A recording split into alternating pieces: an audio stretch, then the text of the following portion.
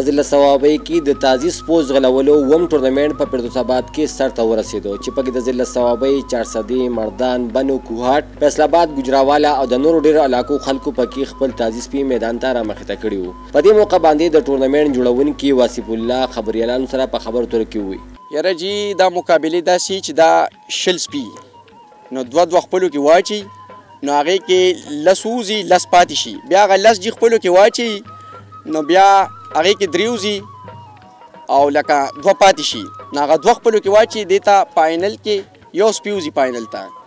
او دې کې مونږ سره قسم په قسم علاقو وروڼو مونږ سره شریکت کړی دی. فیصل آباد ملګري راغلي دي او د چکوال ملګري راغلي دي، د ریفتې جنګ ما سره ملګري ولاړ دي راغلي دي. یاره جی دې وایواډ دا دی چې لکه د دې نه 1000 روپۍ انټریو شي، هغه مونږ جمع کړو، هغه داسې کار وشي چې یا د پیسو خبرې یا نقدې ورکوو، نو هغه چې څه جمع شي نو هغه ولې تقسیم کړو، فرسټ، سیکنډ، تړ، یا داسې کار وکړو په هغه پیسو باندې موټر سایکل والو، موټر سایکل ولا والو، بس هغه دې انعام ورکوو.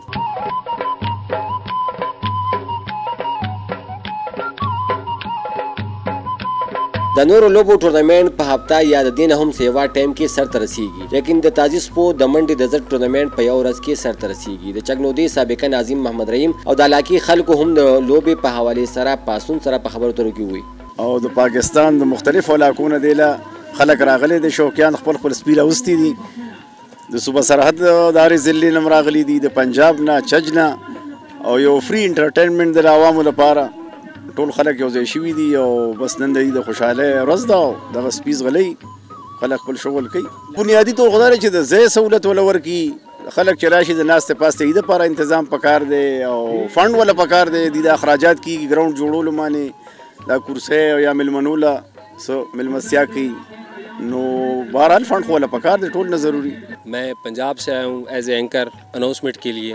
پورے پاکستان میں الحمدللہ جاتا ہوں اور ان کا میں تہ دل سے شکریہ ادا کرتا ہوں کہ اتنی دور سے انہوں نے مجھے انوائٹ کیا ہے.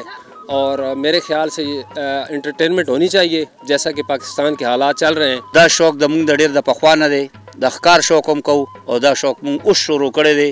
مونږ پنجاب ته ځو او ډېر ښه شوق دی او ډېر طریقې سره او ډېر خوشحالۍ سره مونږ دا شوق مناوو. دغو تازیانو سپو ریس سیل ته نو بل ثقافت سره هم تعلق لري، څوک کولنګیان جنګي، څوک مړزان جنګي، څوک سپي ځغلي. نو بس مونږ خو د سپي ساتلي، بس خپل شغل پې لګوو چې کوم دایرې سي نه هغې له لاړ شو. ښکاري سپي که یو طرف ته د ښکار دپاره ساتلی کېږي، نو بل طرف ته په دغه سپو باندې د منډې شوق هم د ثقافت یو حصه ګڼلی کېږي. د کیمرامین شینام شاهین سره سمه نجوم، پاسون نیوز، صوابۍ.